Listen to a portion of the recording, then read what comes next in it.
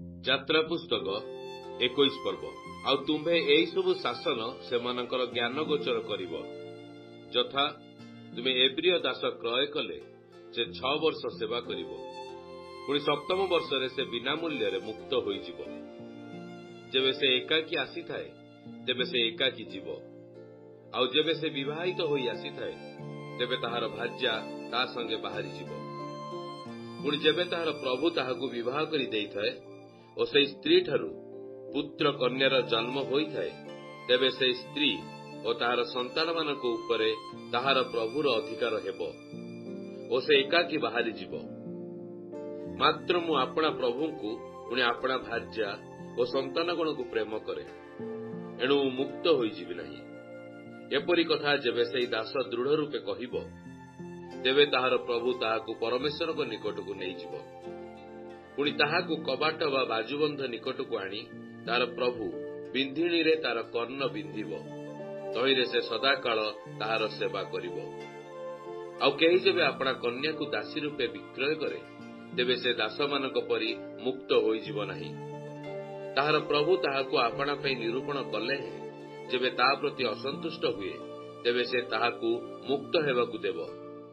ତାହା ପ୍ରତି ପ୍ରବଞ୍ଚନା କରିଥିବାରୁ ଅନ୍ୟ ଦେଶୀୟମାନଙ୍କ ନିକଟରେ ତାହାକୁ ବିକ୍ରୟ କରିବାର ଅଧିକାର ପାଇବ ନାହିଁ।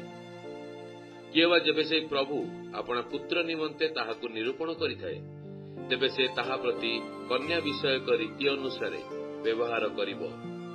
ଯେବେ ସେ ଅନ୍ୟ ସ୍ତ୍ରୀ ସହିତ ବିବାହ କରେ, ତେବେ ତାହାର ଅନ୍ୟ ବସ୍ତ୍ର ଓ ବିବାହୋଚିତ କର୍ତ୍ତବ୍ୟତର ତ୍ରୁଟି କରିବ ନାହିଁ। ଯେବେ ସେ ଏହି 3ର ତ୍ରୁଟି କରେ, ତେବେ ସେ ସ୍ତ୍ରୀ ବିନା ମୂଲ୍ୟରେ ମୁକ୍ତ ହୋଇଯିବ।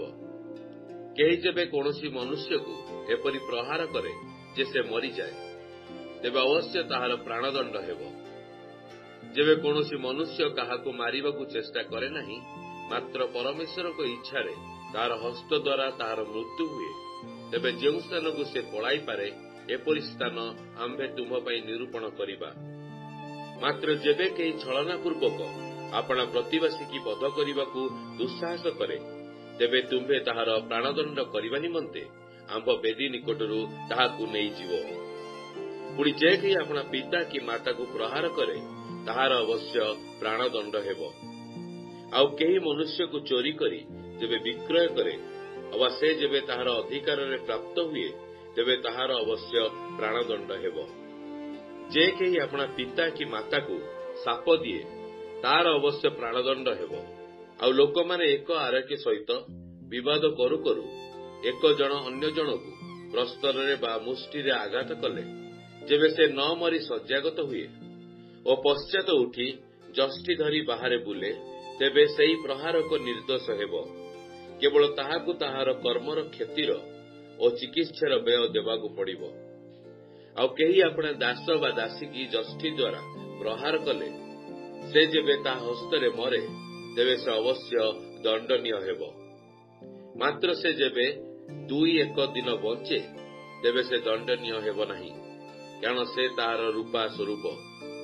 ଆଉ ପୁରୁଷମାନେ ପରସ୍ପର ବିବାଦ କରୁ କରୁ କୌଣସି ଗର୍ଭବତୀ ସ୍ତ୍ରୀ କି ପ୍ରହାର କଲେ, ଯେବେ ତାହାର ଗର୍ଭପାତ ହୁଏ, ମାତ୍ର ପଶ୍ଚାତ ଆଉ କୌଣସି ଆପଦ ନ ଘଟେ, ତେବେ ସେହି ସ୍ତ୍ରୀର ସ୍ୱାମୀ ଯେ ରୂପେ ଦାବି କରିବ, ତଦନୁସାରେ ତାହାର ଅବଶ୍ୟ ଅର୍ଥଦଣ୍ଡ ହେବ। ପୁଣି ସେ ବିଚାରକର୍ତ୍ତାମାନଙ୍କ ନିର୍ଦ୍ଧାରଣ ଅନୁସାରେ ତାହା ଦେବ। ମାତ୍ର ଯେବେ କୌଣସି ଆପଦ ଘଟେ, ତେବେ ତାହାର ପ୍ରାଣ ପରିଶୋଧରେ ପ୍ରାଣ, ଚକ୍ଷୁ ପରିଶୋଧରେ ଚକ୍ଷୁ, ଦନ୍ତ ପରିଶୋଧରେ ଦନ୍ତ, ହସ୍ତ ପରିଶୋଧରେ ହସ୍ତ, ଚରଣ ପରିଶୋଧରେ ଚରଣ, ଦାହ ପରିଶୋଧରେ ଦାହ, କ୍ଷତ ପରିଶୋଧରେ କ୍ଷତ, ନୋଳା ପରିଶୋଧରେ ନୋଳା ଦଣ୍ଡ ହେବ। ଆଉ କେହି ଯେବେ ଆପଣା ଦାସୀର ଚକ୍ଷୁରେ ଆଘାତ କଲେ, ଯେବେ ତାହା ନଷ୍ଟ ହୁଏ, ତେବେ ସେ ତାହାର ଚକ୍ଷୁ ସକାଶେ ତାହାକୁ ମୁକ୍ତ କରିଦେବ।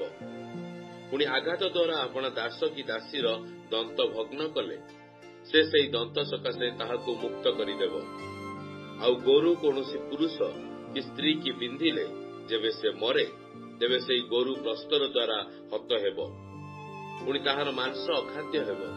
ମାତ୍ର ଗୋରୁର ସ୍ୱାମୀ ଦଣ୍ଡଯୋଗ୍ୟ ହେବ ନାହିଁ। ମାତ୍ର ସେହି ଗୋରୁ ପୂର୍ବେ ବିନ୍ଧୁଥାଏ। ଏଥିର ପ୍ରମାଣ ତାହାର ସ୍ୱାମୀକି ଦିଆଗଲେ ହେଁ ତାକୁ ନ ବାନ୍ଧିବା ସକାଶୁ ସେ ଯେବେ କୌଣସି ପୁରୁଷ କି ସ୍ତ୍ରୀ କି ମାରି ପକାଏ, ତେବେ ସେହି ଗୋରୁ ପ୍ରସ୍ତର ଦ୍ୱାରା ହତ ହେବ, ପୁଣି ତାହାର ସ୍ୱାମୀର ମଧ୍ୟ ପ୍ରାଣଦଣ୍ଡ ହେବ। ଯଦ୍ୟପି ତାହାର ନିମନ୍ତେ ପ୍ରାୟଶ୍ଚିତ ନିରୂପିତ ହୁଏ, ତେବେ ସେ ପ୍ରାଣମୁକ୍ତି ନିମନ୍ତେ ସମୁଦାୟ ନିରୂପିତ ମୂଲ୍ୟ ଦେବ।